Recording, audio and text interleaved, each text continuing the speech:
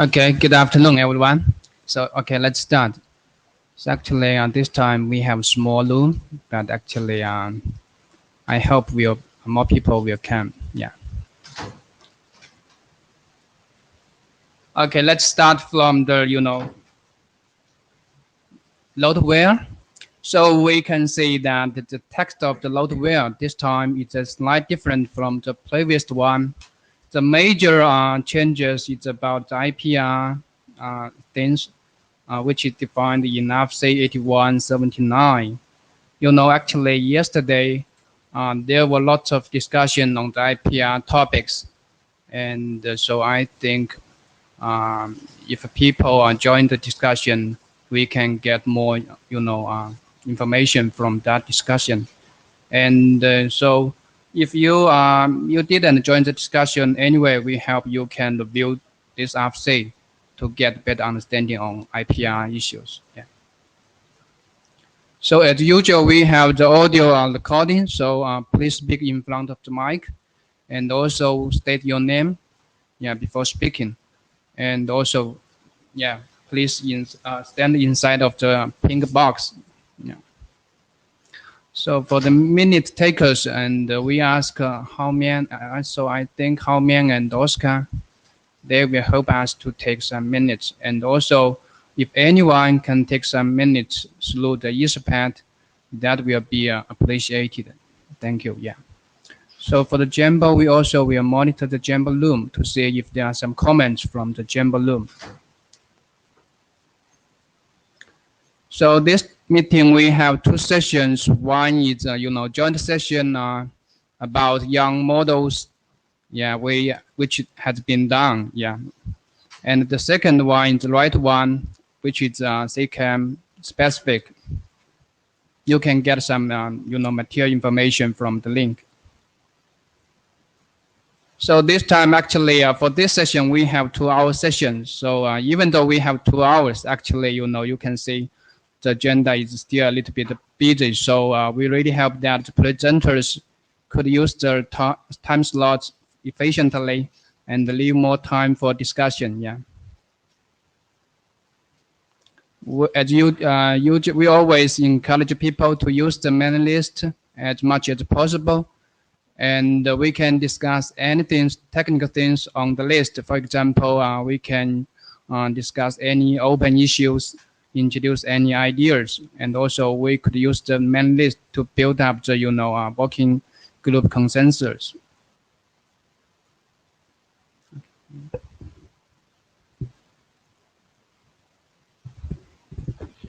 Let's proceed with the status of the working group. We don't have any new RFC since the meeting in Chicago, but we have a new draft in the editor queue, which is the FlexiGrid OSPF. We decided to put it on hold and to, let me say, define new values against the GMPLS SCSI, which is now which passed the last call and was approved for publication, if I correctly remember. And so we decided to use it as the basis for the OSPF extensions for FlexiGrid. What else? We have a lot of working group document discussed today. The first of which is the DWDM interface management and control framework. We just wanted to remind, make you notice that we asked for an early review of the document. It was we asked for a review from the routing directorate just to be sure that it reaches a good quality before the last call. There are 4 more drafts in that I have that are working group documents that will not be discussed today. First one is again the OSPF extensions for FlexiGrid. Second one is LMP extensions for FlexiGrid property negotiation. This is expired. I had a chat with Shilei. He said that he will discuss with the authors whether to move it on or drop it. The next one is extensions to OSPF for availability. This is another one that was waiting on the GMPLS SCSI draft. So we will now be able to move it along. And this one will be followed by the RSVPT extensions. Liaisons. We have a lot of liaisons. We sent one to the ITUT study group 15 back in May regarding Flexi and asking for what their intention was regarding the Flexi work. We received the reply earlier in July. It was posted on the list. And we received another liaison from the ITUT on an update on their work on the OTN work plan, and one from the Broadband Forum, again regarding Flex Ethernet and their intention on working on that topic. So this is it for the administrivia. We can start with the first presentation.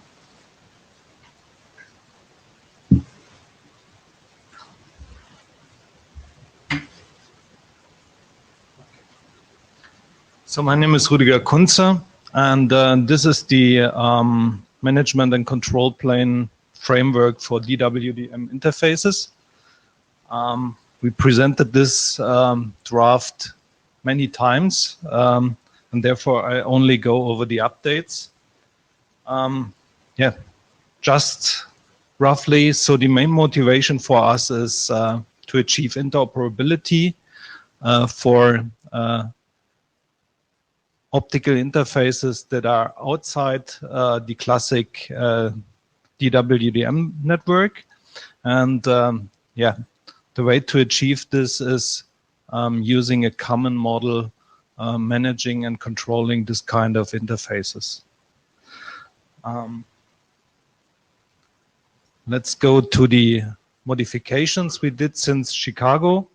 So we have a new co-author added. So Julian from Orange joined the document and gave a lot of good comments and supported quite well.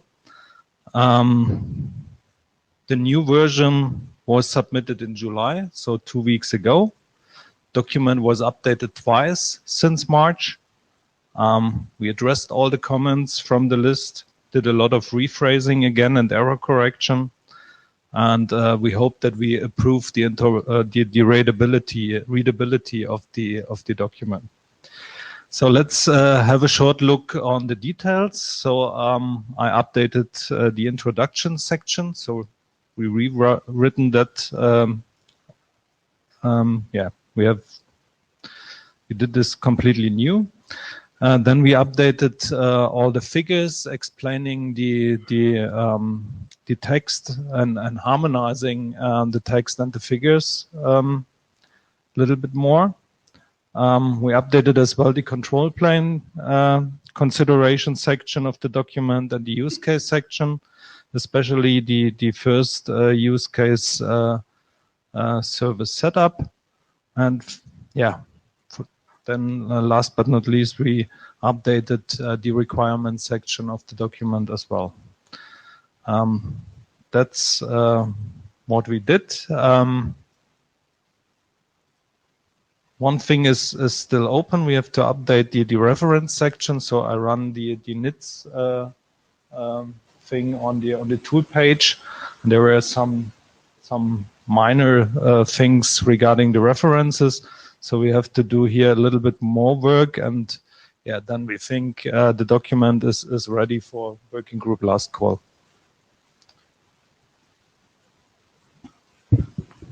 Any question? Hello, my name is Jan Kundrat. I'm from SysNet. I'm a newcomer. This is my first IETF ever. So first of all, really thanks for this document because it's, for me, it was quite nicely readable and so on. I've got one comment, something more on the editorial point. I noticed that the text refers to a yellow triangle when it comes to diagrams and measuring points. So just maybe remove the word yellow too. Yeah. Okay, thanks. Thanks. I would like to thank you for the various drops that really helps distributing the work between one IETF and the other and not doing everything in the last week before the meeting. And I think the readability is much better now. And I would like to see if there is enough support to move the draft to last call after the changes you still have to do. So let's put it the other way around. Does anyone object moving the draft towards the last call? No one. Yeah, that's great. Actually, I think this version of this chapter is pretty good. Just one minor comment. Please check if you use IETF99 language. If you don't use this kind of language, please remove section 1.1, right? And then maybe we can move forward after last call. Yeah. Good point. Okay. If there is no other question, we move to the next presentation. Thank you.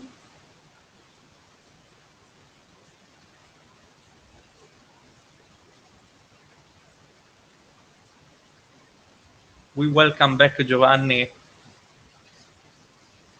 Thank you.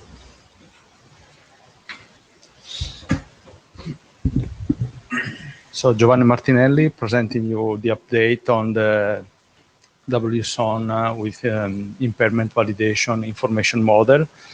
As Daniele said, the draft was a bit dormant, and I mean, I was off for the last year from the IETF, but okay, now we try to, let's say, finalize this work that is around since a while.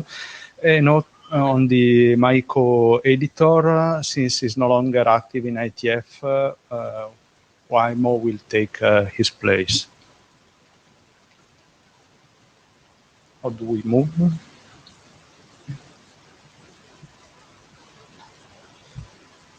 Okay, this slide just to remind where we are with this draft.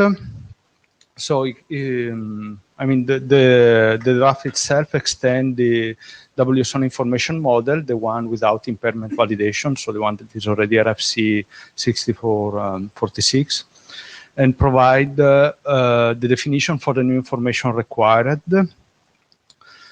The other useful information, just a reminder, that is independent of, from control plane options. At the time when all this work started, PCE was on hype, so everyone was looking at PCE as a final solution. Now there are more, let's say, preference towards a solution like that goes SDN or based on Yang.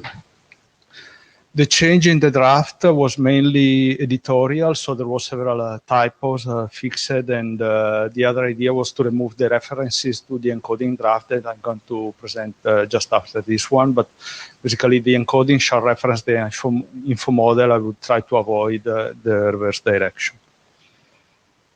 So a reminder of the context on the content of the draft. There are two sections that basically provide the definitions and some introductory test. Section 3 was the one that was discussed with ITUT and include all the content from ITUT. Then the remaining sections relates more to IETF and control plane. So from author standpoints, we likely need to have to go through another, let's say, revision, but since with some cleanup, we'll appreciate the working group having, let's say, careful reading, and then I guess we are ready to go for a last call. So if there are any questions here, I will take question, then I will move to the other draft.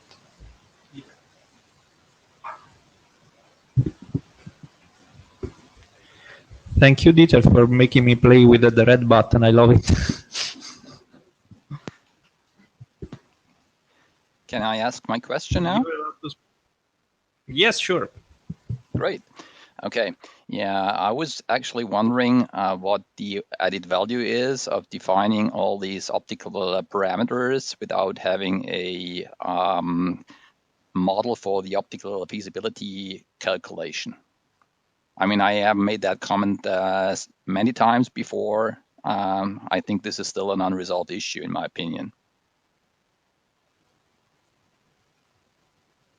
Yeah. So yeah, I remember some of your comments, but I guess there is in the document explanation why. I mean, the scope of the document, what the kind of content, and I mean, parameters were somewhat discussed several times with ITUT. I mean, I see that, well, there are references in the document referring to ITUT recommendations where these optical parameters are defined. That's not the issue. The issue is, well, how can you actually use these parameters? Because as long as there is no optical feasibility calculation model defined, well, how can you ensure that an optical path is feasible or not? I guess. Gabriele, Francisco. I think, Dieter, this document, let's say, allow us or allow who wants to use those parameters to exchange the parameter from the network to the controller.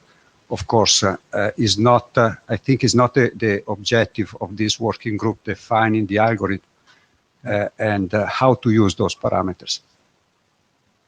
Maybe this algorithms are defined somewhere else or in some other organizations or consortium, but not here. Or maybe we just give a media has here, not a recommendation on how to calculate those parameters or how to verify those. Yeah, this is Young. I agree with Gabriele. I'm sorry.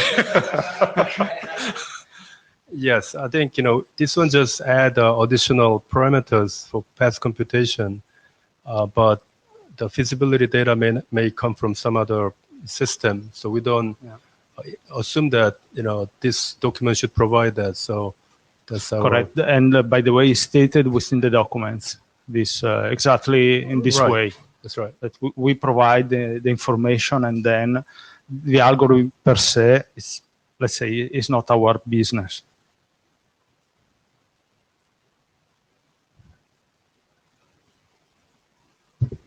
So I think Dieter's comment means that actually in ITUT there's no impairment calculation model, and then even we have capability to exchange the impairment information from the control plane perspective, but it does not make sense because there's no foundation to how to use it, right? Yeah, speak from the not from the chair point of view. Yeah. Julien Meric. I think that everyone acknowledge that this is not the full solution to the big picture, but it's chicken and egg thing. We need to start with something standardized to start the next move, and this is one of the first items. I don't think the document is claiming to solve the full problem, Exactly. but it remains useful and required. Exactly. That is written also in the text of the document, one of section 102. And we can make example why you don't even need to define an algorithm that everyone has to apply. I guess it's sort of customized, can be customized for every, vendor or standard or whatever. Additional question, if I may. You may. Okay. Is the set of optical impairment parameters complete, or are there parameters missing that are needed in order to do optical feasibility calculation? Is complete according to the scope of the document. Okay. You may take the, if you read up to section 3, there should be enough answer to your question. With the proper references and the, okay. Yeah, I still have doubts, but yeah, I think this should be documented in the minutes. And that's fine. Okay, thank you. Thank you, Dieter. So shall we move next? Okay, this draft is still an individual draft, but I like to present with the other one because this provides the encoding to the information defined in the info model. So actually is in this case, we have only a draft refresh. There was some major update presented in the IETF a while ago. And here we just update the draft. The draft takes some interest with a new modeling with new young draft coming in the working group. So a quick refresh on the content. So there is the optical parameter, how is encoded. We call it impairment vector, actually a list of optical parameters, and the extension to the impairment, we call it impairment matrix, actually is an extension of the connectivity matrix defined in another, in the RFC 7579. And here we provide an extension to the resource block information as well, with the previous information. So here, authors believe that is ready for a working group adoption. If there is interest in the working group in define this kind of information, for sure, working group adoption doesn't mean that the coding is, let's say, complete. We consider fairly stable. There are some few open points, but that's up to discussion for the working group.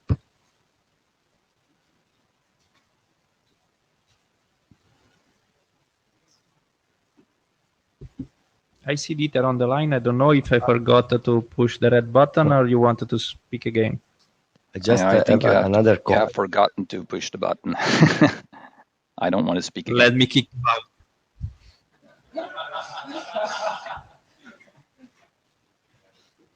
No, you can. I have another comment regarding the previous one. You asked for the last call, but there is the chapter 5.4 in which there is an editor node that has to be completed. Yeah. How you can ask the last call with the not completed section? That's one of the cleanup, and I want to remove also the reference. There is still one reference to the encoding draft that to me has to be removed.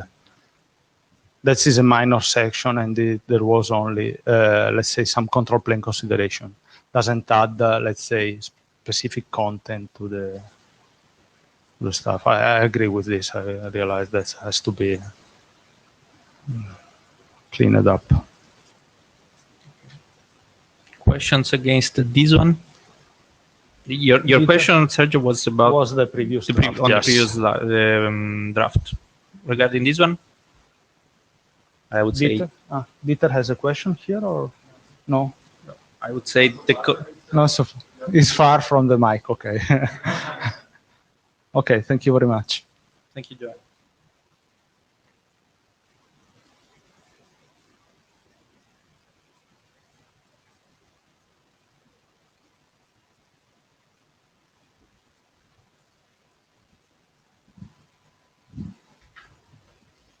Hello. My name is Jonas Ahlberg, and I'm going to present two drafts about management and control of microwave and millimeter wave interfaces. And the first one is about the framework. The status is that the draft was adopted by CCAMP in December last year. And since then, we haven't really received any comments or feedback on the framework draft. But we submitted a new version of the framework draft in June with the purpose to take care of some comments that we received when the data model was adopted by the working group. And those comments were related to a wish to ensure that these activities are aligned in a good way with other similar activities within the industry, mainly within the ONF, I would say. So we made an update and included a clarification that the definition of the data nodes, the leaves in the model, should be based on established microwave equipment and radio link standards. And they can be seen as some kind of a data plane standard for microwave and millimeter wave technologies. Right now, there are no open topics that remains to be addressed, and the framework has been used in the definition of the young data model. And the design team, the microwave design team, considers the framework to be complete. And we think that it's ready for working group last call. The second draft is the actual young data model for microwave radio link. We have presented this a number of times, but I will repeat that it's a model for controlling and managing the radio link interfaces themselves, but also providing a good way to show or manage the connectivity to other interfaces, typically being available in microwave nodes. For example, Ethernet interfaces, but also other type of more, call it legacy interfaces, such as TDM. It, of course, follows the framework draft and supports the use cases and requirements defined in that draft. One key characteristic is that it augments RFC 7223, and thereby it has a structure which is aligned with how other interfaces in a microwave node is expected to be managed. It uses established microwave equipment and radio standards as a basis for the definition, and it also uses the draft Ahlberg and the ONF microwave information model as the basis for the scope to be addressed by this young data model. The status is that it was adopted by the working group in April this year.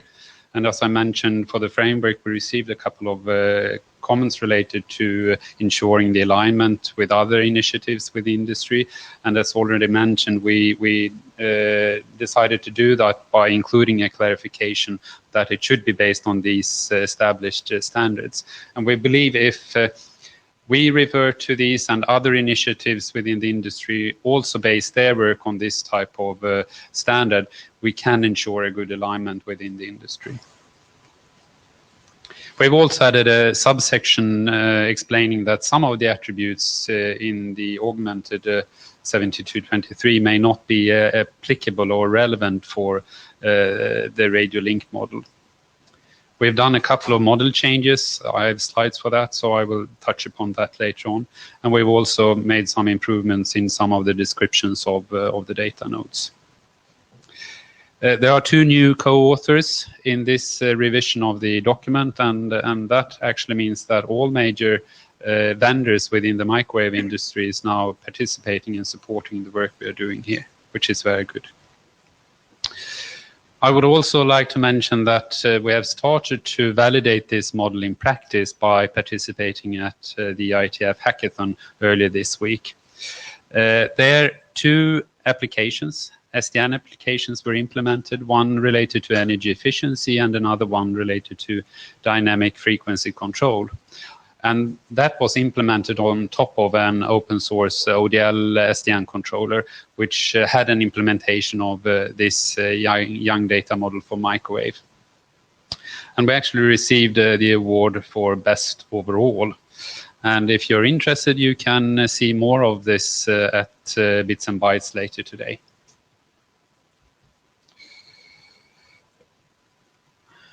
One change that we have done is actually removed one data node, and that's the data node RX frequency config, which was used to determine if RX frequency should be based on or calculated from duplex distance.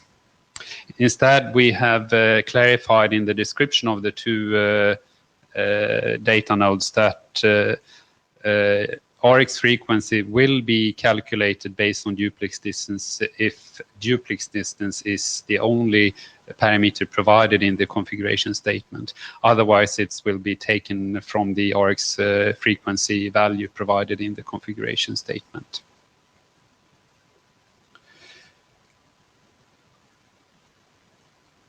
The other change we've done is that we've added a new identity for external commands in the protection area. We've added the identity for forced switch, which means that the traffic is switched to a protecting carrier and is forced to remain there even if the protection criteria indicates that it's okay to switch back again. And the working group, or sorry, the design team, considers the young data model work to be completed. We are currently working on a restructuring according to the NMDA architecture. We have a proposal which we have already received some feedback on, and we see that there is a possibility to make it independent of the changes that will take place in RFC 7223. And we will be able to publish such an update fairly soon. And we are asking for a working group last call on this young data model as well. Thank you. So, thank you. First of all, congratulations on winning the best overall project at the hackathon earlier this week. To you and everyone in the team. Some comments. The first one coming from a discussion with Lou that couldn't come today because of overlapping sessions, which is to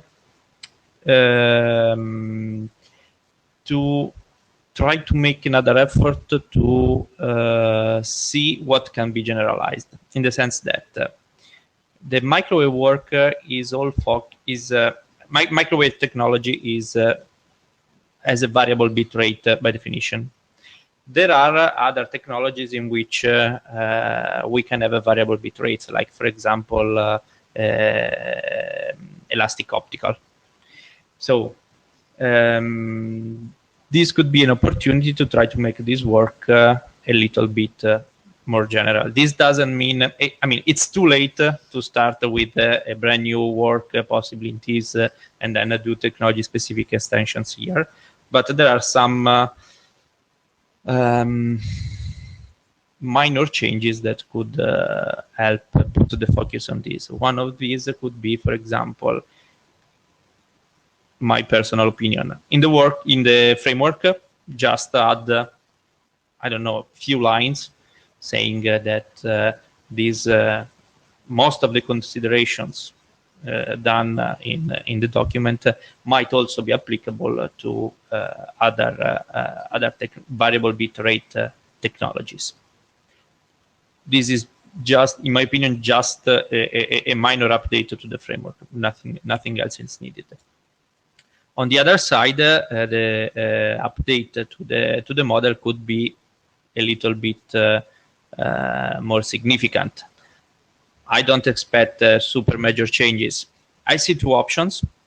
One could be to have a new document which is which includes the generic part, and then leave the microwave specific extensions here, or within the same document just to split the model and say this part is can be generalized, can be applicable to other technology. This part is purely microwave. Amy here from Huawei. I personally would prefer the second option. I think that would be more flexible to go forward. I guess so. Yes. Yeah. Okay. Okay. That works for me. Okay. Thank you. Thank you. One question. Just one comment. I mean, you mentioned here that there is, I saw that there is a reference to the ETSI document, right? Or Yes. Yes. So if in the Young model there are some parameters, and that parameters are coming from that, can you add the reference there in the Young model itself? For example, if there's some parameter that is defined in there, that you could just in the model just add the reference. And if in some cases, if there are some values that have some restriction or can only have some values because they are defined or there is a range that is defined that way in ETSI, also if you can add that sort of restrictions to the document. Mm. Yes. I can just mention that we started doing that based on this ETSI 302.2117. And I think there are 17 sections or 17 different versions or chapters or paragraphs or standard documents in that series. And it turned out, at least when I tried to resolve this, that there's a sort of a circular reference between all these 17. So it was very difficult to be very strict on exactly which document out of those 17 that a specific parameter was defined. So that's why we ended up in saying, okay, let's just refer to the set of documents, these 17. But we can look into that again. Okay, at least if some of them are comes. So here in our case in IETF it happens the same. There are many cases where the same is happening in several RFCs, but then in the end you put to one RFC what is the consider it as the main source. So the same happens to us in optical with ITU, that sometimes it's hard to find in which document you define the N or the M or something like that, but in the end you need to put some reference. Okay, thank you. Thanks. Giovanni speaking. Just a quick comments related to the fact that you may generalize some parts. Something that I see that I've seen already somewhere else regarding the protection part. So where you always see, mono switch, for switch, and actually I don't know if you have control about priority, who wins against the two, likely force, but something maybe has to state. Preferred protection carrier. Yeah. This kind of part, maybe. I mean, just as a suggestion.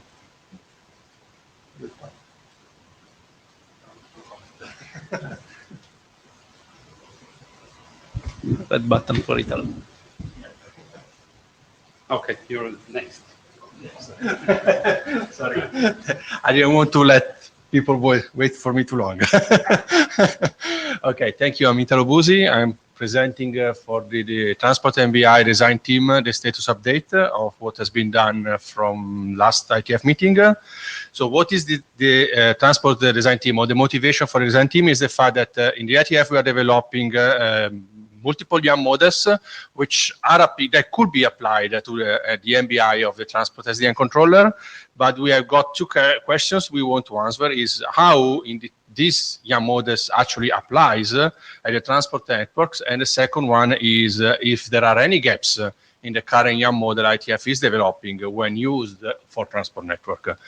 To answer to these two questions, the design team is looking at what are the use cases that has to be addressed at the transport MBI, and we are analyzing in details how the IETF YAM models can be used to address these use cases. And the working method that we have is we have a design team mailing list, given the bigger number of people in the design team. And we hold almost weekly conference calls on Wednesday at 3 p.m. European time to discuss contribution and open issue. And we have a GitHub area where we stored all our minutes and documents and track open issues. As sort of the first deliverable is a use case description in the internet draft, which has been updated since the last IETF meeting. We have added some description of the protection scenarios for use case number 1 for the single domain, single layer scenario. And we are planning to complete this document by addressing in order of priority. First, we got feedback that people want to see more multi-domain as higher priority than multi-layer, so we will go with the use case number 3 next step. We will complete some of the services for use case number 1, and then we can go and look at the multi-layer and single domain and multi-layer, multi-domain use cases. This draft has been created by collecting input from different SDOs, and we try to describe the use cases that have to be supported by the Transport API without making any assumption about which Young model is going to be used. Instead, in the analysis draft, we started in one new draft that's been published before this IETF meeting, which is analyzing in details how the IETF Young models can be used to address the use case number 1.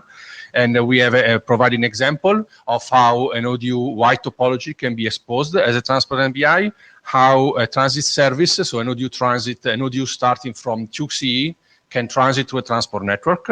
We have provided detailed JSON code examples, so we've wrote down in details all the JSON code, and we are also validating that the example that we are providing are fully compatible, compliant with the YAM model. So it's a formal validation that syntax is compliant with the YAM model definition.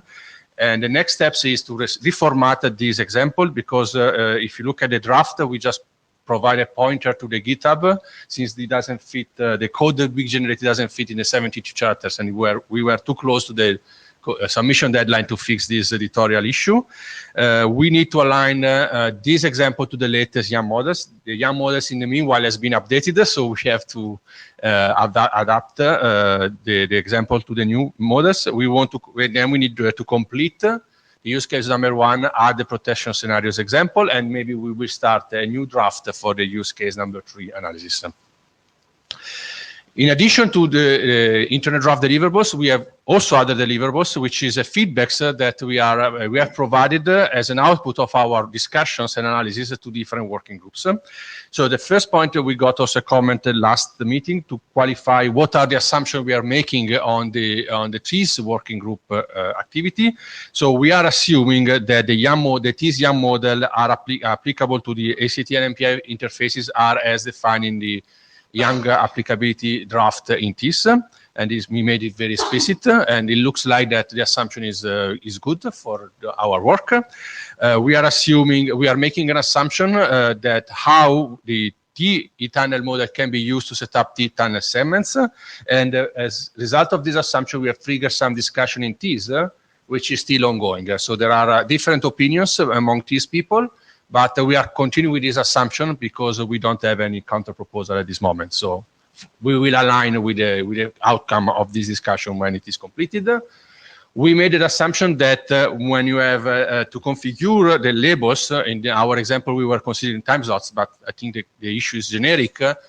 On the interdomain links or on the access links, since this link, the two ends of these links are controlled by different PNCs, it's only the MDSC is the only entity that can allocate a label which is available on both sides. So the assumption is that the label is decided by the MDSC based on some information which is a label set information that the two PNCs provide to the MDSC. And because of this, we gave some feedbacks to the T-tunnel topology model, which have been updated to provide the label set information. And also, we have an open issue last time when we indicated an explicit object and a number interface. We have a clarification that the router ID and interface ID are actually the node ID and link TP ID in the T topology information.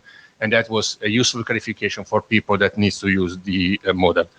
Last feedbacks, thanks to the fact that we are validating our JSON codes with the YAM models, we have also found during the validation process that there were some mistakes, syntax mistakes in the YAM models developed by TIS, and we provided this feedback to the authors which have fixed the models. And for the feedback to the CCAMP working group, we have dedicated slides at the end of the presentation. Okay, I will go a little bit fast. This is presenting the use case number 1. We have already presented similar slides in the IETF 98. So at this moment in time, we are focusing on this interface, the interface between the MDSC and the transport PMC. We will not cover what happens on the interface between MDSC and PMPSC because it's outside of our scope, and we will later cover maybe the CMI for transport services. So today we are here, and we are considering this type of topology for single layer, single domain as a node view topology. And so you can see the abstract topology, you will have an abstract node for every physical node, and we use the same naming to make it easy to understand how the abstract node on the MPI maps to the physical node in the physical network elements. We assume that on the routers is not visible in the MPI, but we have shown here to make the example easier to understand. And we have found that there is some information in the topology model, the external domain container, that provides enough information that allows the MDSC to know that, for example, router 1 is attached to the transport network to the S31 LTP, and the router 3 is attached to the transport network through the S62 LTP, such that if the MDSC needs to create connectivity between router 1 and router 3, it has to request to the transport domain controller to set up a node view tunnel segment starting from S31 and then into X62. And this is done, and the assumption is that the ingress and egress points of this tunnel will be indicated in the explicit route object. This is the assumption that we have today, which not everybody in TIS agree with, but this is what we are doing today. And we will fix when we have right instructions. This is an example. This some code from our example. Since we are doing some validation, we are putting real identifiers, one, and you will see also the addressing schemes. And to make it more easier to read, we have put a sort of convention to do the comment. And we will strip the comments will be stripped down from the code before the validation. So we have to follow some conventions on the way we put the comments. Since the tunnel is not terminated, the source and destination TP ID should not be provided, and we put that as a comment so the reader understands that it doesn't need to provide that. It's not something we have forgotten. We can indicate that the tunnel is bidirectional co-routed. We have enough information in the T-tunnel model. And we have also validated the information that is in the OTN augmentation developed by CCAMP. For configuring the time slots and to configure the switching capability at the edge of the domain. And for the explicit part, that's we can indicate the ingress interface on S3 node. We use the router ID is the node ID of S3, and we give an IP formatted address accordingly, and the S13 LTP. This part will change because the T topology tunnel model has change the name of these two attributes to make it more easy to understand what they are compared to the topology model. So what is the current status about CCAMP? Okay, we were expecting some use case gap analysis. We were expecting some work on the missing YAM models and the guidelines. So we have published the use case addressing the first point, and we have started to publish the analysis for use case number 1, and we have given feedbacks to TIS about issues on the existing YAM modules. We have not yet identified new YAM models, but maybe in the next phase we will identify new YAM models to develop. Since it is already 6 months we are working, we have also made some considerations about what we have done well so far and what has to be improved. So what has been done well, in our opinion, is we have been able to gather information from other SDO about their use cases. We have got input from ONF participants and from MEF participants about what they are considering, and we have taken all their use cases into account while developing our set of use cases. And we have this very good tool that helps us to develop the JSON code and to check that they are correct against the YANG code. And we think this is a very good idea because we are getting a very good quality examples, which can also be put onto some code and see running implementation. What we would like to improve, we would like to improve the getting feedbacks from other SDO, especially on the solutions. We have started to circulate the information about our work. We would like to get more information about what they think about what we are doing. And we would like also to speed up the work on the analysis ID, so more work to do. The hard work at the beginning is to have everybody on the same page to understand how to work, understand how to use the tools. That has been done. Now we have to just do the examples. We have the process on developing the examples has been started up, and now we should be a little bit faster. The next steps now, therefore, is to go to use case number 3, the multi-domain considerations. We got some feedbacks from people that they think that the discussion that ended up with the need to have the available the label sets at the edge interface is something generic, not only applicable to YANG. So there is an idea that maybe we need to propose to PC to do some extension to PSUB to provide equivalent information.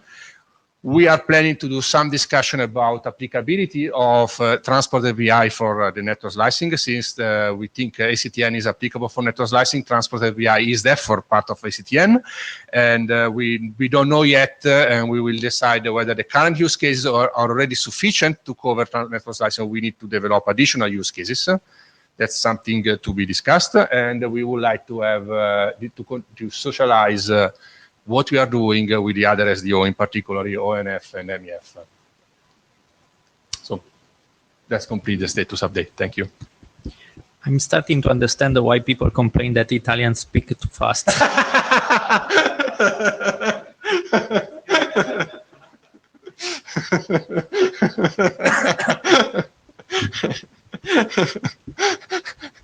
Flow control next time.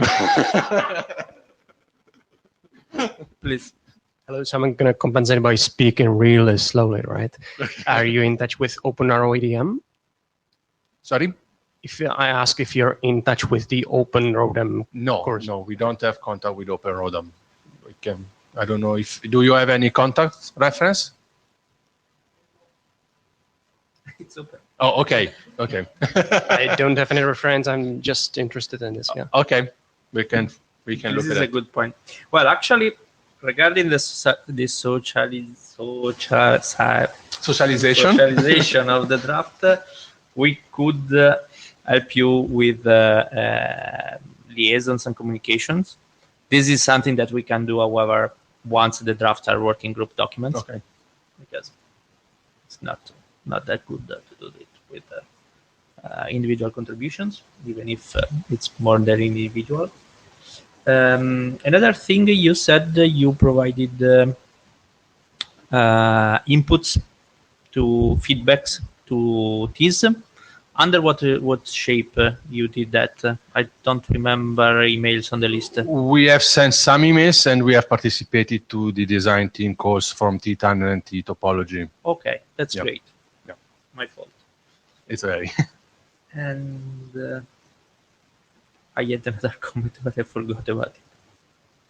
You have one? One minor comment. For the next step, I think also you need to talk to or have some coordination with the Eagles draft, because that draft also describes some use case for the, transport northbound interface. Yes. So to avoid if there are some conflicts, Yeah, that's a good point. I agree. No, I'm just referring to the previous question about OpenROADM.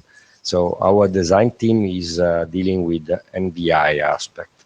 So it is to be understood if OpenROADM, that in my view is a device model, is related to our work.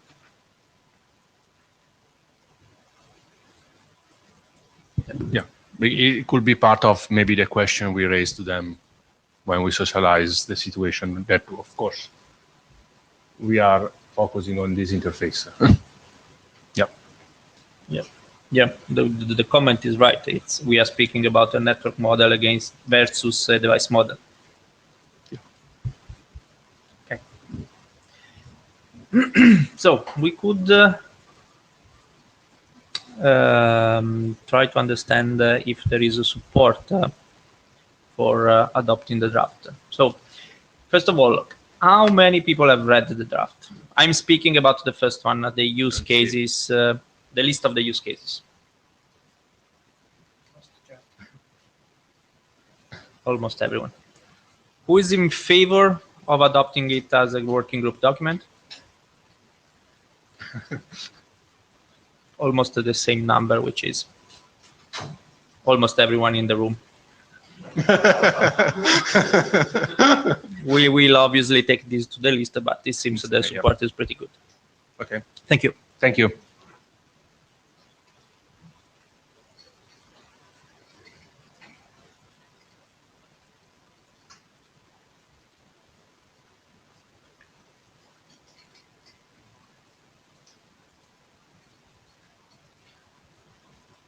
Hi, Oscar González, Telefónica. So now we are going to go in another of these draft that is technology specific. In this case, is the flex grid, the young model for the flex grid optical network. So if you can move forward. So we are gonna speak about these two drafts that came from one. Okay. So why do we need this model? If we look at the topology itself, we have the T topology, which you know is generic. It is split it into the layer 3 topology. Also, we have the WSON model here, but we do not have yet a model to cover the details of the flex grid optical network. So we consider it is interesting also that you can request, you can modify, you can apply, work with flexi LSPs and with an optical network that is flex grid ready, which it differs a little bit for WSON. So here we propose a set of young models to be able to manage flex grid optical networks.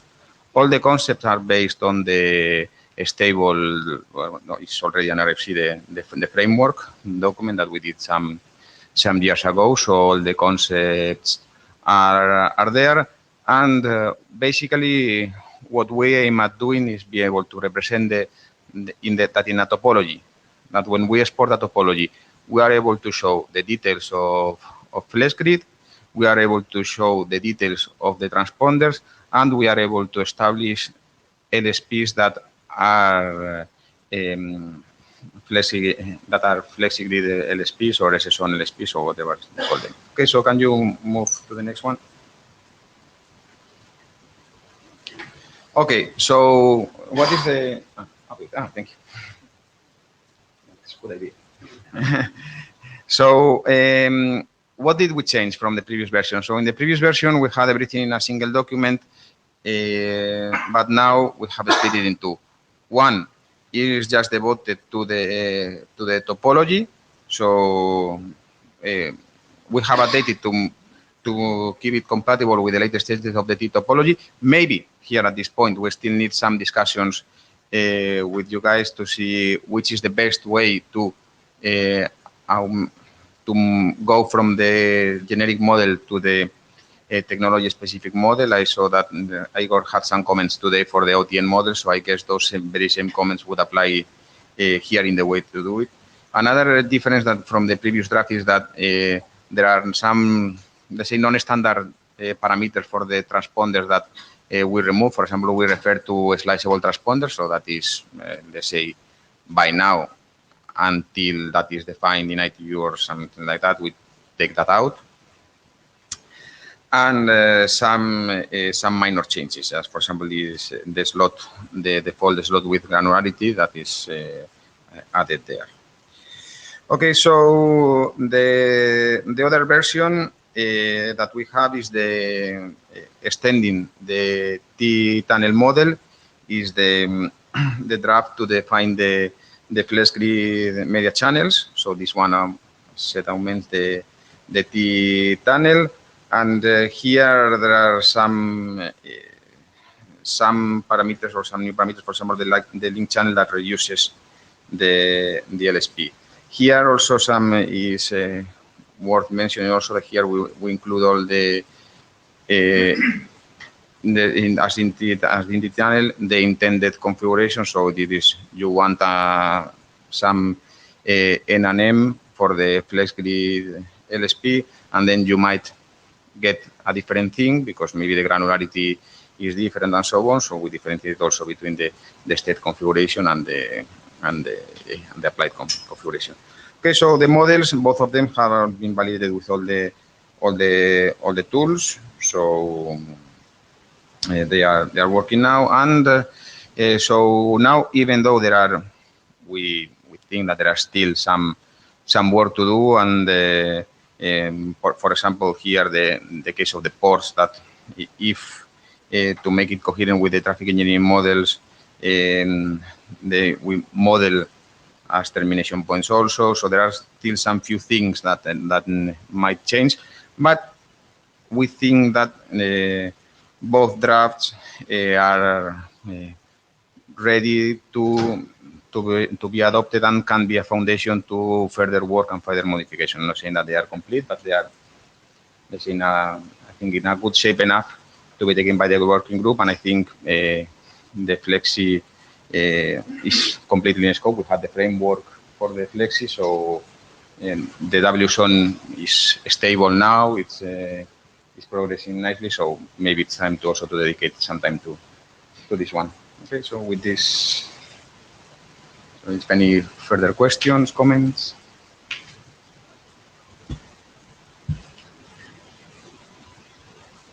Hello, Jan Kondrat from CISNET. Again, this is my first IETF ever, so I'm missing something very obvious. But as I was reading through this draft, there was there was a discussion about the M and N as in small multipliers, and as you said, it brings certain complications. For example, that the same numerical value of M and N could actually refer to incompatible channels. So my question is, was it ever considered to use just gigahertz or terahertz for both the center of a channel and for the channel width? Yeah, what you want to clarify?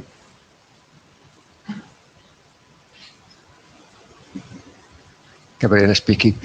There are at least two reasons because we choose N and M. Number one is this is the definition of ITUT. Number two, using with this kind of granularity terahertz or lambda or nanometers may end up we end up in rounding issues. So having 5 digits after the comma, after the dot, is not enough because the frequency may be interpreted in a different way. You probably saw the Open Road proposal. I was not agree with that proposal because this issue. So this is what we recommend. Yeah, this is actually something that I can understand because we are actually designing some of our RWDMs using OA modules. And yeah, I had quite a few implementation issues in some open source libraries when it comes to using decimal 64 because they implemented using double. So I know what you're talking about. At the same time, still, I think that it could solve the issue of maybe some confusion, especially for a newcomer like me, when it comes to M and N's meaning something else, depending on the granularity of for example, the device that you're using. But yeah, thanks for the answer. Just a reminder, N and M are integer. So no way to make mistakes. Yes, and let's say that N and M have the defined in ITU, and they are very clear. Other different things, as I said before, one thing is that you want a certain N and M, and because the devices might have a different granularity, you might get something wider. But I think that the concept is already in the framework, and also this is the effect. I think it is the effective channel. I can't remember exactly, but it was one of the slot width, and it is the effective slot width, which is what you really get. So here, also the beauty of the Young model is that you can say, okay, this is what I want, and this is what I get. But also the concepts are all, we take everything from ITU. So there, as we are not defining the data plane, so we are just have to deal with the restrictions that they deal. So, okay. We have Dieter in the queue.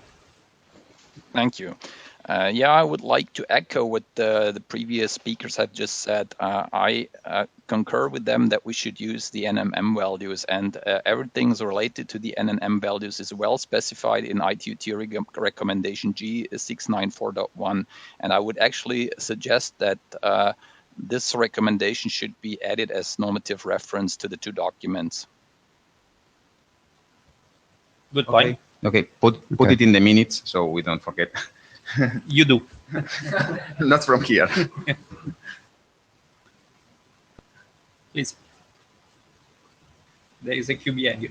So if I can maybe just explain how it felt to me when I read the ITU document. To me, it felt as if the M and N was used just something like an implementation detail or a vehicle to better convey the idea. But yeah, I understand it.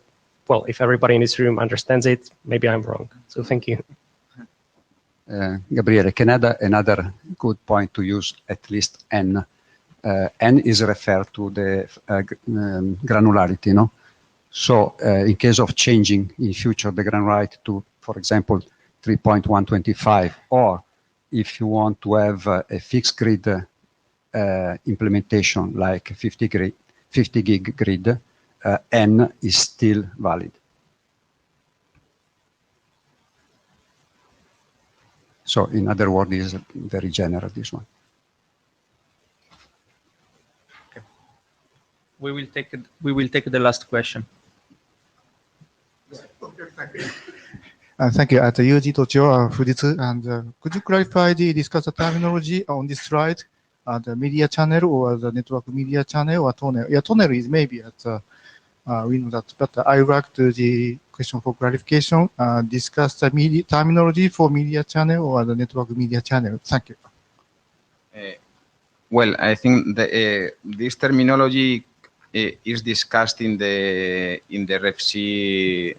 I can't remember in the framework in the framework document and in the ITU. But here is more about the media channel and network media channel were very, very similar, let's say. So this is why the question here maybe for the model is, do we need to have different constructs for media channel, network media channel? The tunnel might all be the same. So this is why we want to discuss a little bit this and just to clarify what really is needed in the model. Okay. Yeah, okay. The point is simple that maybe this should be aligned with ITUT at D.872 OTN architecture, and now the ITUT has agreed to develop new recommendations called D.media and architecture for the media layer networking. So point is again please in align with ITUT recommendation in terms of terminology. Yeah. Okay, so for the data plane, of course, we will align with the ITU, but there are also some things that are IETF specific and that the control plane constructs. So, for example, the tunnel itself is an artifact that you use to represent something. So this is what we need to align in IETF and take the data plane concept is that the one that we are thinking. Here we define how we abstract those data plane concepts here in IETF. Okay, but I think we have good discussions for the future. Okay, thank you. Yeah, I think just related to this question, actually, we debated among the co-authors. I think at least the namesake, maybe FlexGrid T tunnel model might be the right one. And then in detail inside, we can describe it.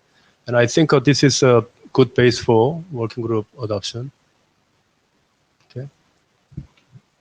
Thank you. Hao one sentence. There was one iteration on terminology alignment between the FlexiGrid literature and the ITUT corresponding specification in RFC 7698, the framework. And I think we may need to also align the terminology here with other IETF models. That's the next step we need to go. Thank you. Okay. Dieter is a quick one. Yes. Yeah, I would like to the authors to reconsider the redefinition of the connectivity matrix. I made this comment also during the TEAS MPLS PCE CCAMP session when Yang presented his draft. I think the authors should look at the TE topology connectivity matrix definition. And the other point I would like to make is they should also consider whether this is a read-only attribute as far as WDM networks are concerned. Thanks. Yang, you have 30 seconds to reply. Yeah, I think there are some late changes that,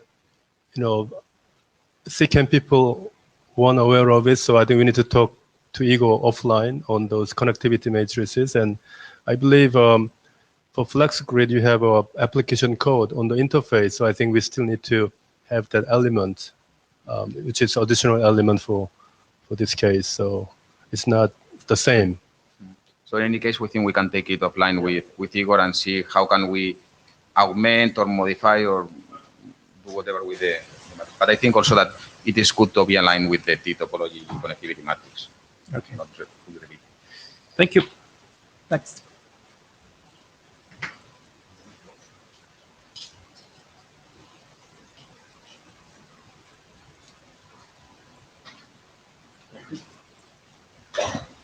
This is Gabriele Galimberti, and I will present 5 drafts now, all related to, if you want, to FlexiGrid.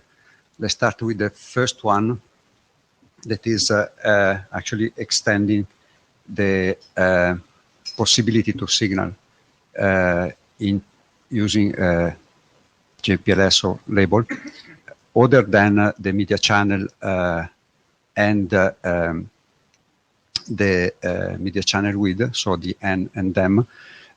Also the possibility to allocate the subcarrier into this media channel in case of we have multiple subcarrier.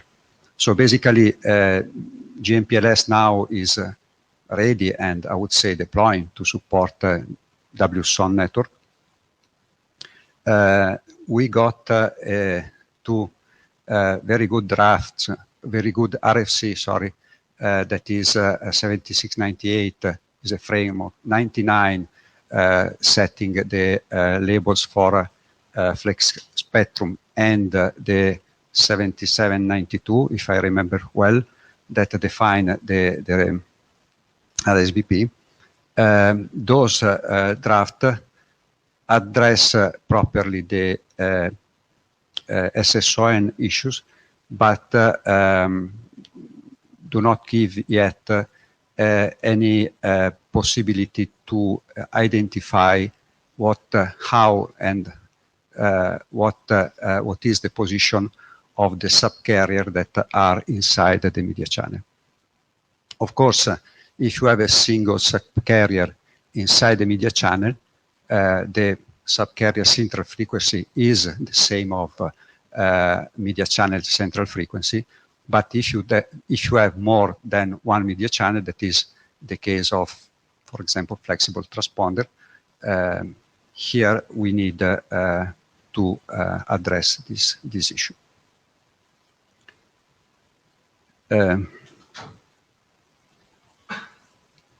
As I said, the framework defines all the information and all the way to address SSON. Also define the possibility to have a set of multiple media channel or composite media channel. And the proposal is to, let's say, associate a media channel inside the composite media channel, so to identify the central frequency either of the media channel and a single carrier at this point containing this media channel. But with this solution, let's say the carrier will go step at 6.25, while in some cases for Nyquist shaping, the carrier may be squeezed, may be allocated closer than 6.25 steps.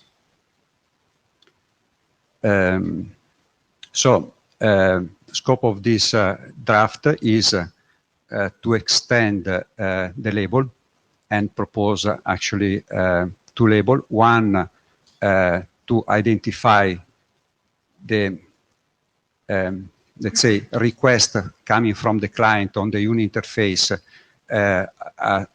telling to the network what kind of interface should be used, and also another label is to carry this information across the network and allow the control plane to share the information related to the interface and share the information related to the subcarrier position, also not only at the two ends, so at the transponder side, but also into the intermediate roadmap.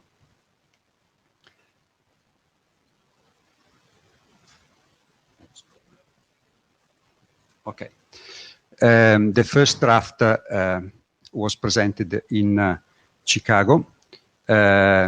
We modified a few typos and some description test, and also a TLD that was related to the label has been modified, removing information already present in the signaling defined by the 6699 recommendation, RFC. So here we have actually the network configuration. You can see at the two endpoints flexible transponders. Flexible transponder may have more than one carrier at this point. So the requirement here is to have, for example, a request to carry a 400 gig that are received by the transponder from a client interface, and then see how this 400 gig can be carried inside the SSON network. The transponder, of course, should signal, as is telling the network via UNI, the let's say available parameters like available bandwidth or available lambda, whatever, should also signal what kind of interfaces are available and other few parameters that are related to the let's say to the signal or to the circuit that needs to be set up. The control plane, the GMPLS, take care of this information, make some calculation in terms of routing, but also in terms of spectrum allocation, and more in terms of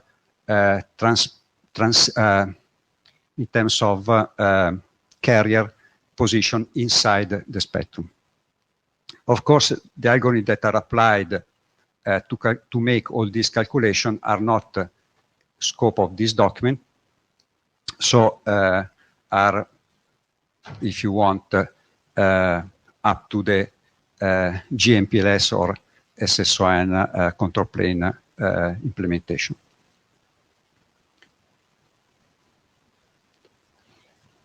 As I said, in this example, we have, for example, 4 transceiver or 4 interface available.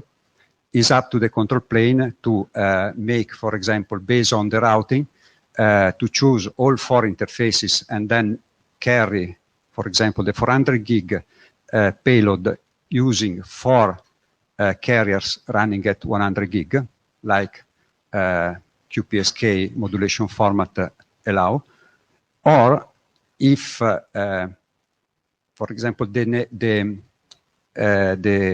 channel or the circuit is not too long, let's say less than 600, 700 kilometers, the control plane may decide also to use 2 carriers and then apply a more aggressive modulation format like 16 QAM and so on. The same is for the FEC.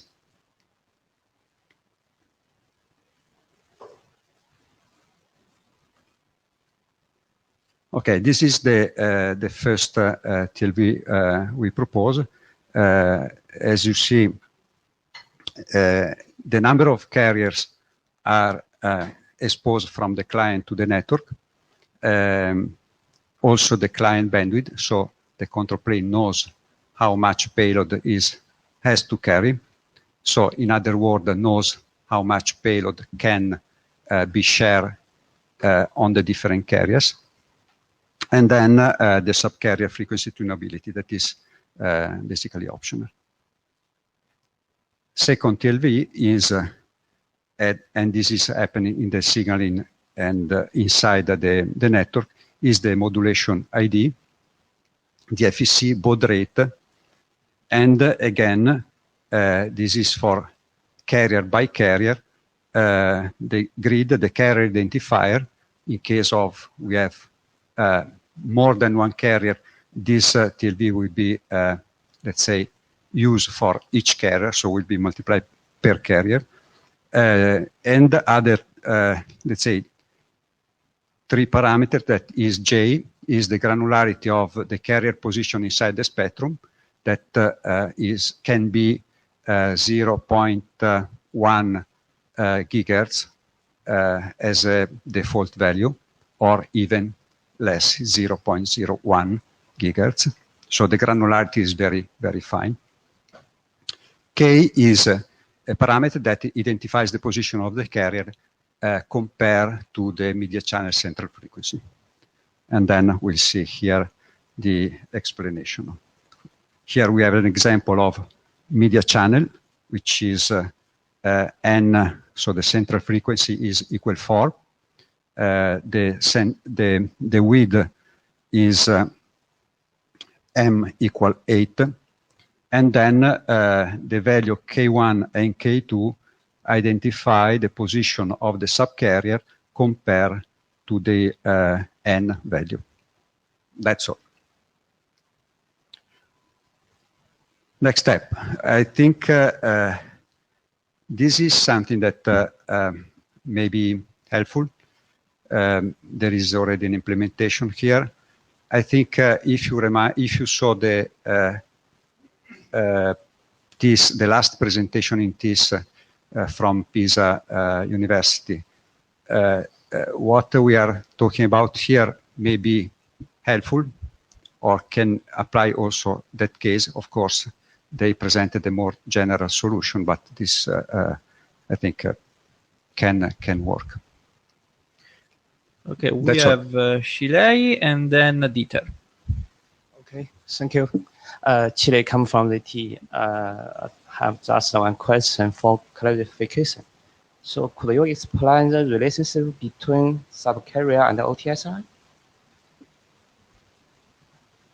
So this actually OTS can be the definition of IETF of single carrier. Yes. You can have whatever you want here, actually. It's because, just from my understanding, one OTSI may contain 2 subcarriers. One OTS can be a subcarrier. Yes. Can contain 2. That's correct. More also. 2 or more. That's correct. Yeah. Thank you. Here to, let's say, keep the solution simple, I would say that each OTS is one subcarrier. Of course, in this case, the 2 OTS carry the same payload, or the payload is shared between the 2 OTS. No? So if I lose one OTS here, actually I lose all the payload.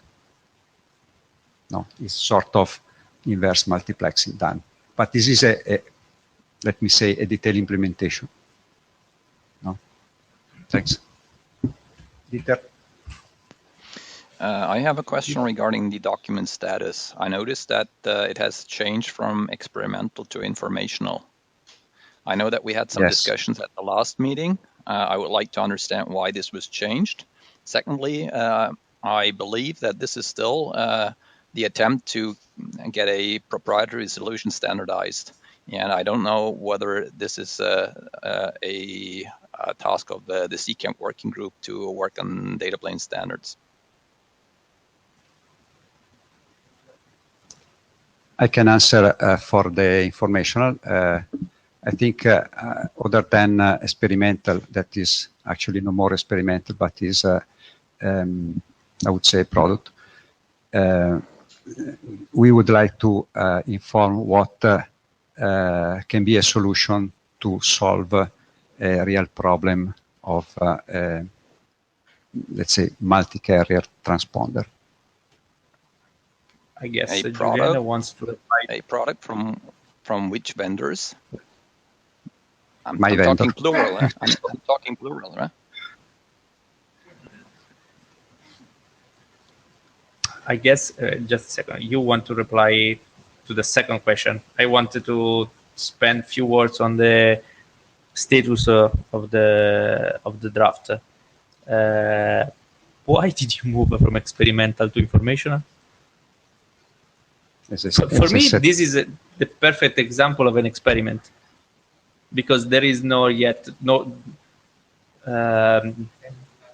it's something that is not standard, but there is code.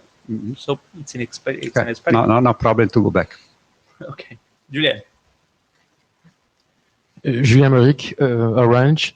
As an operator, I would be happy to have other proprietary proposal joining this initiative, because that would be the way to turn into a standard track document.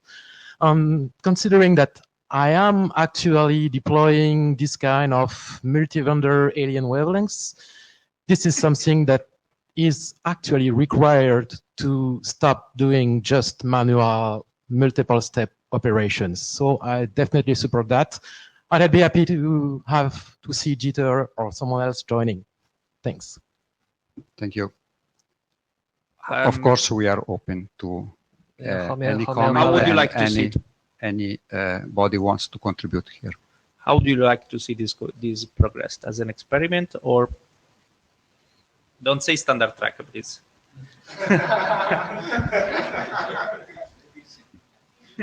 Yeah, well, I think if there is a specific, very explicit data plane specification, it will be very helpful to have that kind of multi-vendor stuff that support subcarrier. But currently, we do not have this kind of specification, and if different vendor comes with their own implementation, I don't know. I don't think that will solve the operator's problem. I can answer here. To me, okay, any vendor can come with its own solution. It's open, in my opinion, but from the vendor point of view, would be a mess. Right, we have, but different with you. So yes, that's the problem. Why don't you propose your solution and see what is the best? Giovanni, Just speaking, operator required this, by the way. Just a second before we move on. You still have 4 drafts to present, yeah, I can, and you have approximately 10 minutes. Up to you how you wanted to use your time. Take the questions, go on. In my opinion, as we are having a pretty good discussion here, I would prefer to invest the time here. We can skip also the presentation later. So go ahead with the question. Okay. Yes. Perfect. Okay. My comment is very simple, and I use again. And my comment is this draft includes the definition for the modulation ID inside, but I need to ask for the clear reference and what kind of the modulation ID or yeah, maybe this is the out of scope in IETF, but at organizational work. Yeah, actually, I listed a bunch of modulation format in the draft, no, and probably this is not an exhaustive list, and probably is not the best way to represent these parameters. No, let's say today we have just numbered each modulation format. I think this probably could be a weak point of this proposal. It says that we should extend the agreement. Okay, QPSK could be number one. I don't know, 68 QAM could be number two or whatever. This is absolutely open, and even if we have already an implementation, it's not an issue to change. Yeah, Italo Busi from away. I think there is some standardization work in question 6 of study group 15 for the optical interfaces, and it will be much better if we wait and we develop a control plane for the standard data plane rather than for different or proprietary solution, because we don't have a standard data plane what we are controlling. That's my concern. Thank you. I agree to wait, but the market is not waiting. But no one prevents to go to go on with an experiment and then go for the standard solution. No. You said before that is no more experimental, but it is a product. Question is that if IETF has to standardize company products, even if supported by operators. But an experimental draft doesn't mean standardize. It can't be informational because you are defining TLVs, and that can't be informational. Yeah. Let's progress with the assumption that the draft goes back to the experimental status. Just one comment regarding multi-vendor. The issue that we are seeing also in the past that there are for sure standard, for example, the IETF doesn't define the interop standard, but for example, we were making 100 gig interface working, actually talking with ALU 100 gig interface, and we did the interop. I mean, Cisco and ALU speaking each other. So there is a need to, let's say, understand if the two interface, even from different vendors, has to talk, are able to talk to each other. So this kind of work is somewhat needed. I don't express my opinion right now about the path, but something we need to move, even if standard doesn't, let's say, will come later on. Then the other part regarding the modulation format and so on, we did in the past the optical interface class discussion. This is a way where you actually carry around, let's say, numbers, and you define the meaning of the number somewhere else. So we may define an external, let's say, registry table where you can refer, and yes, you don't need to, let's say, go through changing your encoding if you change the modulation format or whatever. Yes, Giovanni, that's right. Julien Mavic, just a piece of answer for Sergio. There are already many existing IETF documents that explain how a given implementation is doing this using experimental or informational documents. And here, if you ask me to choose between this informational or experimental things versus nothing, I choose that clearly. Thanks. Thank you. I think if there is no more question, we can. Time slot is over. Thanks a lot. Thank you. And now, beyond 100 giga.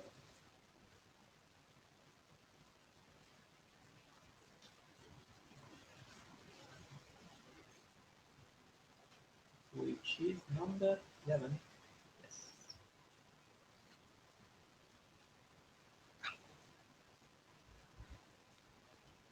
Okay, thank you. This is actually from the presentation I'm going to give about the GMPS routing and signaling extension. Sorry, GMPS routing and signaling framework on beyond the 100 gig. As you can see, there are so many guys interested on this topic. So next slide. Okay, let's first talk about the emphasis of this draft. The draft mainly focuses on the control of beyond the 100 gig specific capabilities using GMPS. Some bullets, some information just need to be noticed. That the first one is that the ODOC is just a layer network with full monitoring capability but no flexibility. It's because just as described in IETF Z.872, there is no concept of ODOC subnetwork. Which means that the ODOC does not support time slot switching. And the second capability is about the ODOC, how to transport the ODOC, ODOC signal that can be viewed as being formed by interleaving of n ODOC signals, which are labeled 1, 2 until n. Each of them may be transported over different interfaces. The ODOC ISP should be able to bind these signals or these instances together and distribute them over different interfaces.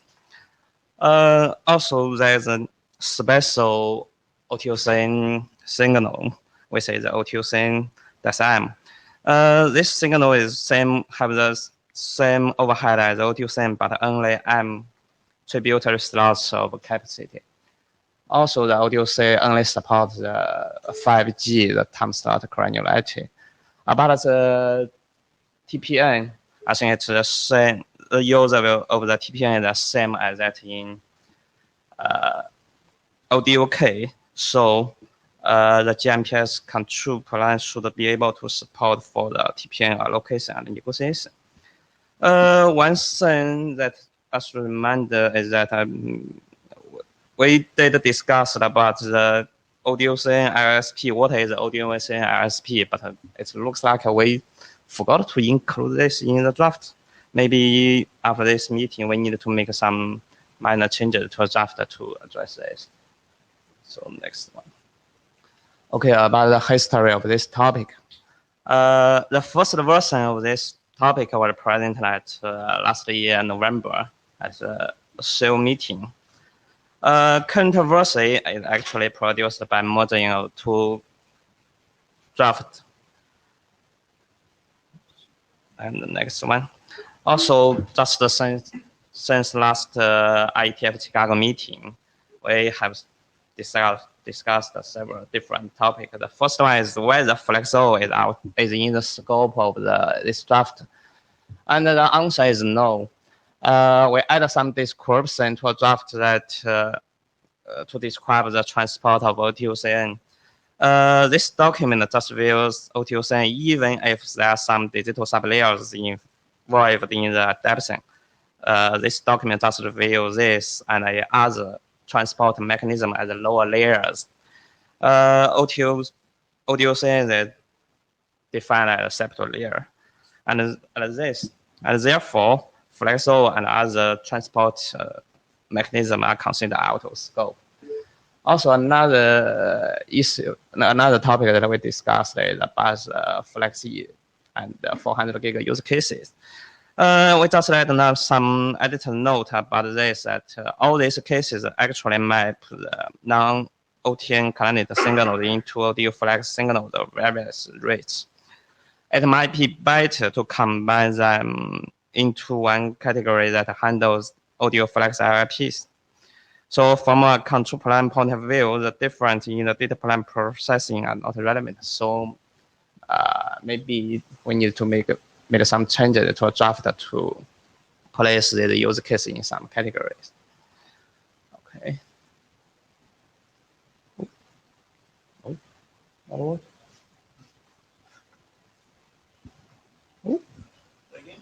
Okay. Oh. Okay. Okay, about next steps. As mentioned before, this draft has been presented 3 times, so we request for working group reviews. Also, I think about the issue, about the topics, we also have an agreement that this draft has included almost every capability that we need to cover. We need to use GMPS to control. So it does request for the working group adoption. So we can use this draft as a base for developing some solution-based document. Okay, thank you. Thank you. Yuji from Fujitsu again. Could you back to the previous slide regarding to the use case for the Flexi and 400G? Does it mean the client for ODU Flex, right? And I have read the latest draft version 01, and for Flexi client, and there are 2 use cases. One is Flex Aware into the ODU Flex. Yeah, that is in 709. Yeah, I have no problem, but the other is one, section 4.5. And yeah, there's another example at the Flexi client into the ODU. But I cannot tell. This is it looks something new invented in this the draft version 01. So please check carefully. And this is really in line with the G.709 and Flexi IA in OIF. Thank you. Okay, thank you. I needed to check that. Okay, thank you. Floor your turn. How are we doing on time? Are we late? There is a lot of freedom. Okay. So all right. you have 15 minutes. I have 15 minutes. You have to decide how to share them with Mark. Okay. So I do what I can. First of all, IETF does things to the. This doesn't look the one. Okay, this one looked correct. The one I saw on the slides repository earlier didn't. Okay. So we have a draft that we call Flexi framework, signaling framework. It very often signaling for configuration. So actually both.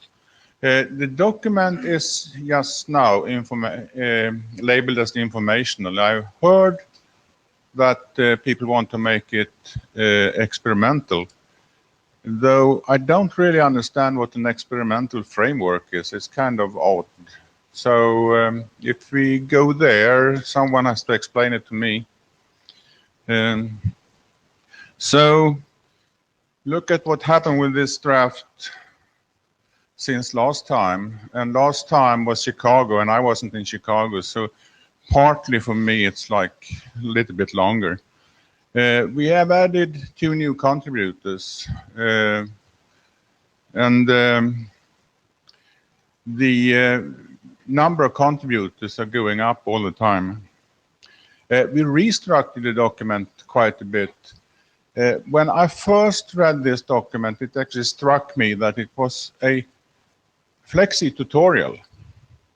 And I think we need a Flexi tutorial somewhere. We could probably write something for the IETF journal or something, but it's not what we want to have in the working group. So here we need a typical IETF framework document, and we cannot tweak it to become that a little bit more than it was before. So we put priority what is interest for IETF, and I also simplified use cases. I hope I have not oversimplified them. People need to review and give feedback on that. What remains to be done, we need to do a final cleanup on the requirements. Requirements are pretty good, but sometimes it's not requirement language. You can't.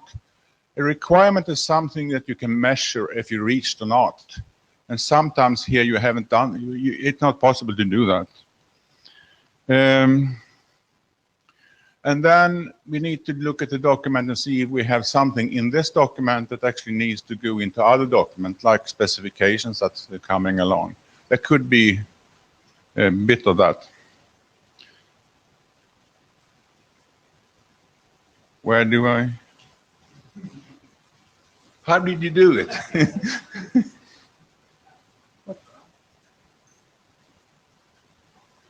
No? Oh.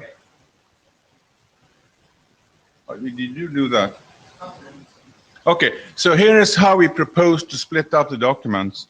We do one framework, and that's the document we're talking about today. That's a normal framework, architecture, requirement, use case information goes into that document. I think we would kind of not stress use cases more than we do just now. And then we need signaling and routing documents. I see that we need extensions to RSVPT.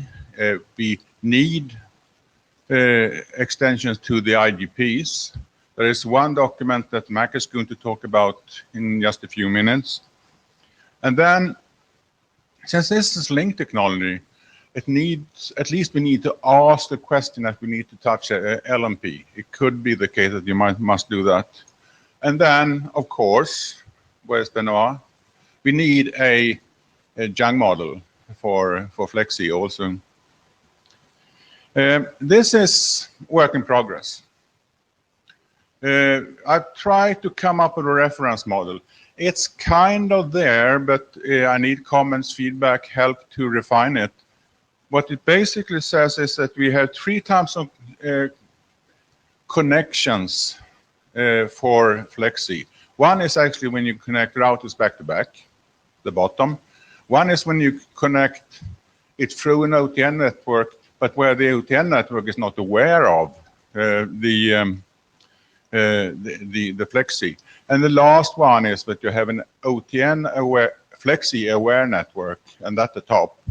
We need to kind of put interfaces, reference points, and things into this picture, and I need help to do that. And if you have ideas, please contact me and send me text. So we're looking at Flexi data plane just quickly. So what we have is, see if I can do that. This is animated, and with this one, it's going to be. So we have nodes. Can I do a pointer? Is that the top one? No. That one. Ah. Okay, so we have nodes here, node in the middle, node at the end, and we have some type of connectivity in between them. So, first of all, we call this, it's not that bad on my slide. It says Flexi link here, and we're pointing at the blue big pipe here. So, what we have in Flexi is a pipe between 2 pair of nodes from here to there and from here to there. And then the next thing is that we have Flexi sublinks. They have the same reachability. So you have a Flexi sublink, it's red, by the way, not brown, between the 2 nodes. And then you have them there. And then what we get is a Flexi interface and a Flexi sub-interface. Do you want to jump in, Deborah? Well, I was going to question the diagram. You have that middle component. What are you switching there? So Flexi is not a switching technology. Okay. So what is the middle? We actually going to switch on an MPLS label. Can you wait one slide? Okay. Yeah. So this is why we have the what comes out of Flexi, the interfaces, sub-interfaces, links, and sublinks. So Ethernet and flexible Ethernet are a link technology. So here we getting into what you're talking about. We we want to establish an LSP over FlexC, and there are certain things we can do. So in this example, I assume that the FlexC group is pre-established. It's not necessary. We could also potentially establish a FlexC group by GMPLS configuration, though there are problems. So if, for example, if you have 4 100 gig files between 2 nodes, do you want to establish 1, 2, or what size would those 2 be? Or would you want to establish 4 different FlexC groups? And the choice you make is not readily available coming in from requesting a LSP over FlexC. So next thing we have the it's not my friend. So you have the links, you have the sublinks, the green one, and then you have the FlexC LSP end-to-end over the FlexC network, and you're actually switching on a MPLS label. Now you can ask your question. Okay, Deborah Brungard as an individual. I still don't understand when you say you're switching a FlexC sublink using an MPLS label. Are you switching MPLS packets or? Can I help you answer that question? Okay. Andy Malice, there are actually 2 different approaches that one can use with labels and FlexC. One is the GMPLS approach. The other is the MPLS approach. The GMPLS approach is that a label does not exist on the data packets. Rather, a label signifies calendar entries on a particular FlexC link. So you map the label to the calendar entries that the data is going to go into. That's like time slots, right? So it's just like mapping to time slots in OTN. The other alternative is the MPLS approach, where you have actual MPLS labels on the data packets. Actually, and you're going where I was going, but thank you. That was right. What I was going to say.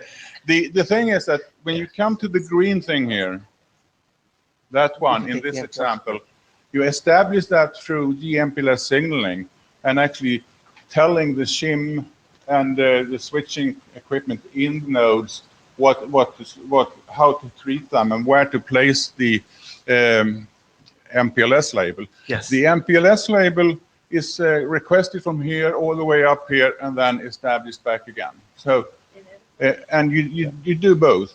You can also, if you want to, configure the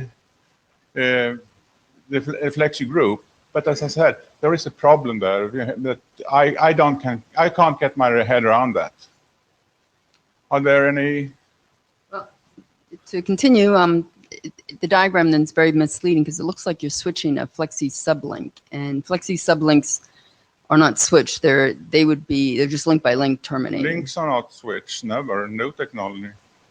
Well, that's what the FlexC. If you sub-client or however you want to refer to it, the calendar slot is not switched. It's not even mapped to OTN.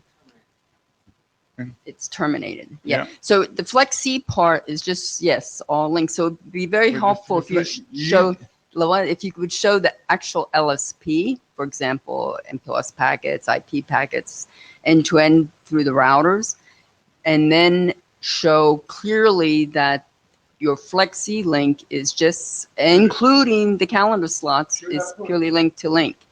It's purely a link. Packet LSP, would that solve your problem? Well, yeah. Huh? Well, so I guess we're not seeing. I'm not seeing why you need. Picture is only one. So I don't. It's just.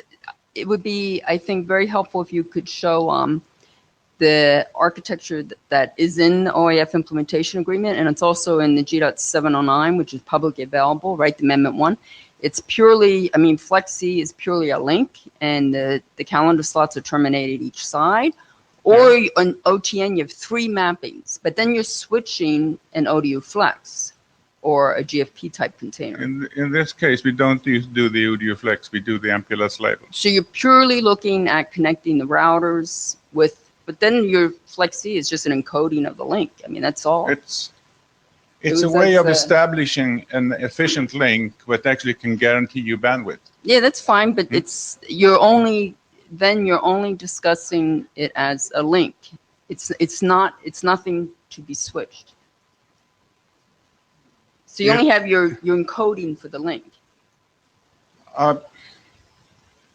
You need to. I think anyway, I think we need to take helpful. this discussion kind of back to the list, because It would be very helpful if you actually draw this out in that we can see what you're actually trying to do. Okay, you have a long line behind you.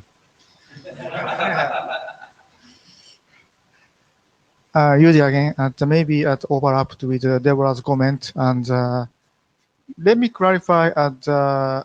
Is a Flex E sublink different from Flex E client? Is the same one? Flex E sublink, the green pipe on this figure is this means Flex E client defined in. No, I think a Flex E sublink is a link with one Ethernet interface in each end and a Flex E client between them. Is that? Yeah, maybe it looks like the Ethernet client or the client, but maybe this slide introduces too many terminologies in this draft, and to clarify on this point. I understand that I need to clarify something here, and I need to actually figure out exactly what. Maybe the point is that this draft is only focusing on the FlexC mode only terminated, or the unaware, or the partial aware. There is a difference between the draft and the slides. This is kind of high level. So it's previous slide one. So maybe this is talking about only terminated mode for the FlexC. In my understanding, is correct. And please write it. And this focusing. Okay, please help me writing it. Okay. Mac. Yeah. About the question about whether it support FlexC switching. No, we do not support FlexC switching. We just you can consider this as a FlexC terminate at each hop. It will the FlexC frame will recover to packet or either a packet or empty packet, and then transmit to the next hop. It's just like I think it's just as defined in the current OIF FlexC one. So you're saying it's a switching capability and not a GPID? We just use the amperes to set up an RSP over FlexC. Actually configure the infrastructure and set up the LSP. That's what we need to do. That we're not switching on the FlexC level. Yeah, that's right. So you're setting up an MPLS LSP where the encoding so we're is... setting up the MPLS LSP. Yes. Okay, so let's go for that. Then we are configuring the underlying sublink and link. Mm-hmm. And we do that by GMPLS signaling and routing. So actually, I think you guys repeated that FlexC is a kind of link technology and cannot be switchable. But actually, look at this picture. I think this picture is a little bit, misleading. It sounds like to give people a kind of feeling that FlexC can be switchable. So, because based on the OFIA implementation, so can can you explain exactly why you get that feeling? Because I don't get that feeling looking at it. It's Stepper again. I think, Lo, what we hear is that you're trying to control that flexi link, and it's not controllable. This is a hard adaptation function that is mapping just internally that MPLS packets, which become then Ethernet, actually, right? It has to be MPLS mapped into Ethernet PHYs because it's mapping the actual, PHY coding into the calendar slots, and you have no control over any of that. That's a hard adaptation that is just automatic, so you can't control any of these flows. So I think, anyway, I would recommend, because it was a lot of discussion at the last ITU meeting, and you have a lot of ITU folks there that you get together and you can bang out what actually is needed. Okay. Do we want to have a look at Mark's slides to see if okay, maybe... So I have two requests, not for the slides, for the draft, to actually review and help us improve it. Involve more people to develop this, and I think it's been around long enough to actually for the working group to take control of the draft about now in time, maybe one more version. Okay, thank you, Lord. Mark, Okay, Mark, you have 1 minute. One.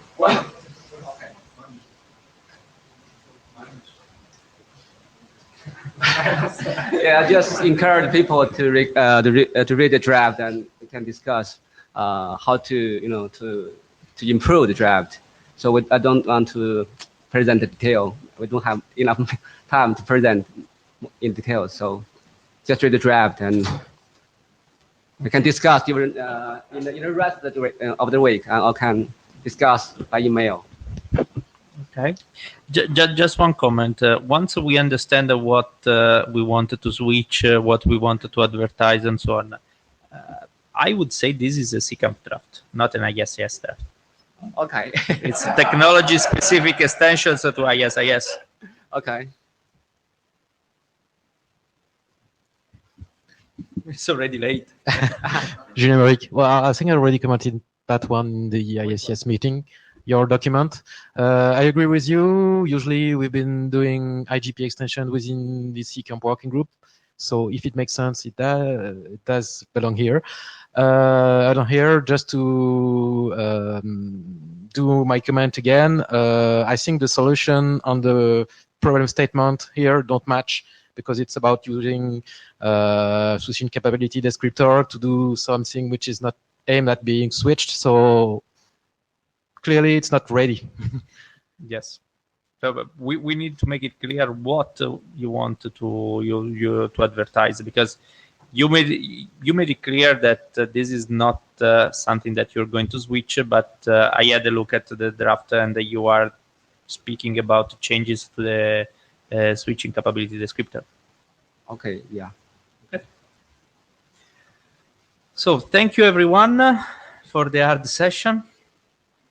We are done, and see you at IETF 100. So where's Lucius?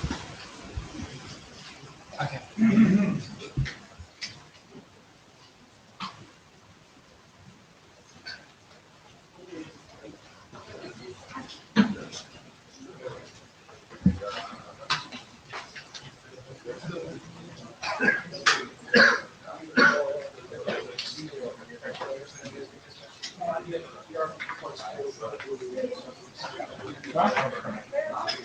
Yeah.